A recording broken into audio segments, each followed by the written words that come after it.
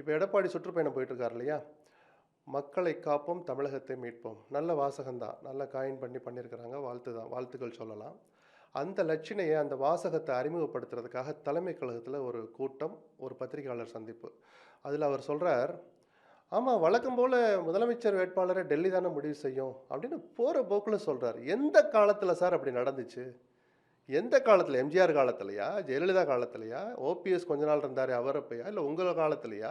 எப்ப முதலமைச்சர் வேட்பாளரை அதிகாரப்பூர்வமாக பிஜேபியோ அல்லது அதிமுகவோடு கூட்டணி வைத்த ஒரு தேசிய கட்சியோ முடிவு பண்ணியிருக்கு?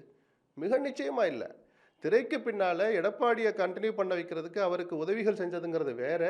அதிமுக சார்பாக சட்டமன்ற கட்சியினுடைய தலைவரை தேர்ந்தெடுக்கிறதுக்கு முன்பாக இவர்தான் முதலமைச்சர் வேட்பாளர்னு அங்கிருந்து நோட் வந்த கதையெல்லாம் எந்த காலத்திலயும் நடந்தது கிடையாது. அப்ப சொல்லாத ஒண்ண, நடைமுறையில் இல்லாத ஒண்ண, வரலாற்றில் இல்லாத ஒண்ண, வழக்கம் போல டெல்லி தானே முடிவு செய்யும்னு நீங்க என்ன பிஜேபி கட்சியினுடைய கிளையவா நடத்திட்டு இருக்கீங்க? மிக நிச்சயமாக இல்ல. அதிமுக இன்னைக்கு பலவீனப்பட்டு போயிருக்கலாம். இன்னைக்கும் பெரிய கட்சி அதுதான்.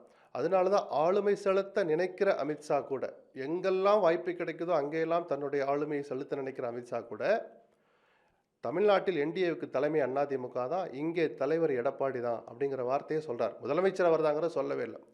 ஸோ அப்படிப்பட்ட ஒரு பொசிஷன்ல இருக்கிற அதிமுக, அந்த முதலமைச்சர் தேர்வுங்கிற அந்த கார்ட கொண்டு போய், அந்த வாய்ப்ப கொண்டு போய் இன்னொரு கட்சிக்கு கேட்காமலேயே ஏன் போய் குடுக்கணுங்கிற அந்த ஒரு வேதனை தான் அதிமுக தொண்டர்களுக்கு.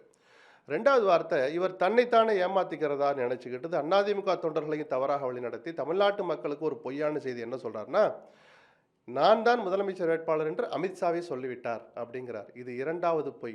நான் மிக நிச்சயமா சொல்றேன். எடப்பாடி மதிக்கத்தகுந்த ஒரு தலைவரா இன்னைக்கு இருக்கிறத வச்சு சொல்றேன். அவருக்காக நான் பரிதாபப்படுகிறேன். அமித்ஷா சொல்லாத ஒண்ண நீங்களா சொல்லிக்கிறதுல உங்களுக்கு என்ன பெருமை இருக்கு? ஆனா இதை எடப்பாடியே சொல்லணுங்கிறேன். எங்கள் கட்சியினுடைய முதலமைச்சர் வேட்பாளர் நான் தான் என்று எடப்பாடி சொல்வது வேறு. அமித்ஷாவே சொல்லிவிட்டாரே என்று சொல்லாத ஒன்றை சொல்லி அந்த கிரீடத்தை தானே சூட்டிக்கொள்வது என்பது வேறு. அவமானகரமானது.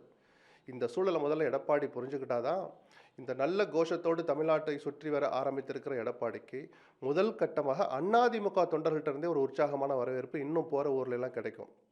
அதை செய்ய தவறி அவர்கள் சொல்லாததை சொன்னதாகவும் சொன்னதை மாற்றி சொன்னதாகவும் இவர் தன்னைத்தானே ஏமாற்றி கொண்டு தொண்டர்களும் அதை கண்டுக்க மாட்டாங்க நினைச்சாருன்னா இந்த சுற்றுப்பயணத்தால் அவருக்கோ அதிமுகவுக்கோ ஒரு துளி கூட பலன் தராது.